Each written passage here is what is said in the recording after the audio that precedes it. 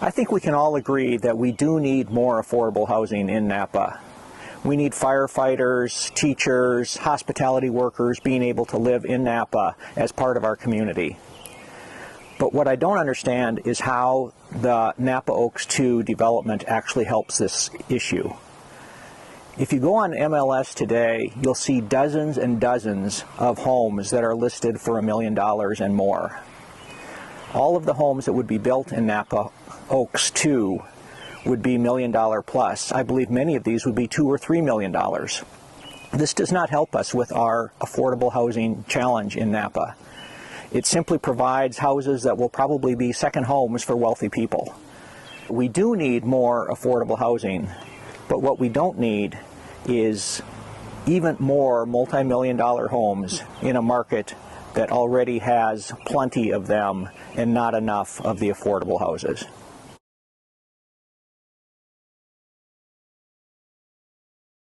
Do you realize that David on Homes of Walnut Creek has never had the zoning rights to build these homes on the hillside? This has been going on since 2000 when they purchased the property.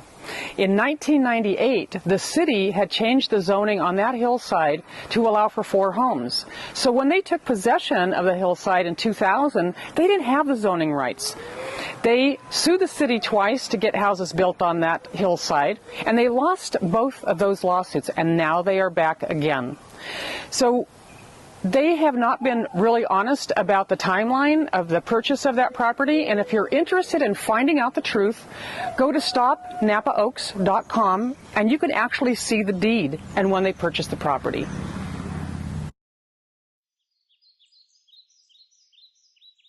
I've had a Stop Napa Oaks sign in my yard for over 2 years, but I'm really not against Napa Oaks. As long as they stick to the permitted 11 homes, I'm all in. Our prior city council, in my opinion, were correct in regarding certain hillsides as rural buffers from city to agriculture. Napa Oaks purchased such a site with those constraints, and now they want to change the general plan to construct 5 times the allotted homes, 51 homes clustered on a protected buffered hillside. I would think any change to the permitted homes at this time is not prudent. 6 months from now, a new general plan will be hashed out by our city leaders. My hope is they keep steady on this type rezoning for buffered hillsides. For now, say no to this hillside subdivision and the $1 million homes that will assuredly target non-Napa residents.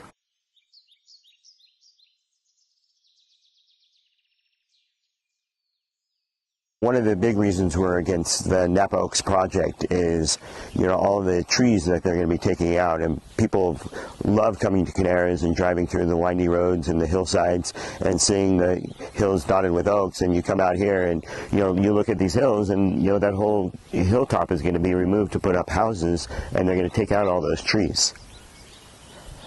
My family's been farming here for over 43 years, and one of the things that we really depend on when we first came to Canaris, there was a really struggled to find water, and the Napa Oaks project has a big water basin that all drains into the northern part of Canaris, benefiting our vineyards and many of the vineyards south of us as well. I think many people have probably seen the EIR. A lot of these trees are over 3 feet in diameter. These oak trees can live 100, 200, 300 years. I have no idea how long those trees have been up there, but I'm sure for quite a while. On our property is very similar to that, and we've left all these mature oaks with the big branches because we figure they're going to be here long before or long after the vineyards are going to be here. And that's the problem when they start subdividing this property and chopping it up, and instead of having one large landowner, you're going to have 50 or 60 landowners. It's never going to be put back together again.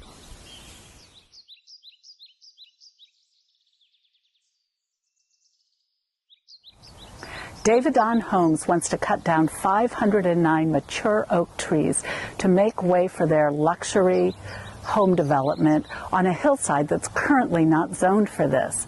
These valuable trees contribute to our internationally recognized scenery. They slow storm runoff, provide wildlife habitat, and serve as a buffer between agricultural and rural zones.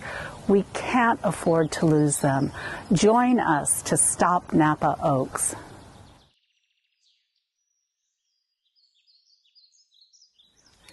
Do you realize that the emergency evacuation plan for the residents on this hillside will be shelter in place?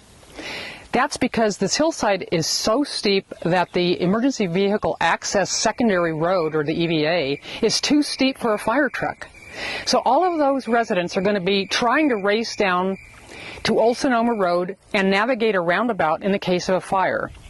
And we know that fires happen in Napa. We just had a firestorm in October where 600 structures burned down, and there were many people that got injured, and even some were killed, unfortunately. And this is the plan that they have for this very steep hillside.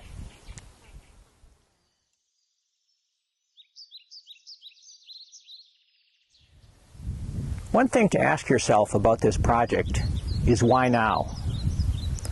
Why is Davidoff, this Walnut Creek-based developer, wanting to advance this project now?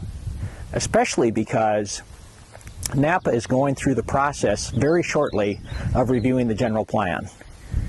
And the general plan is actually like the Constitution. It's the long-range plan for Napa. It's democracy in action. So all of our citizens get to participate in thinking about what kind of community we want to have. That process will be resolved within the next 6 months to a year. Why jam in this project without enough citizen oversight, without all the voices in Napa being able to contribute to the conversation? So I urge you, the City Council, and everyone who votes for a City Council member, to stop Napa Oaks.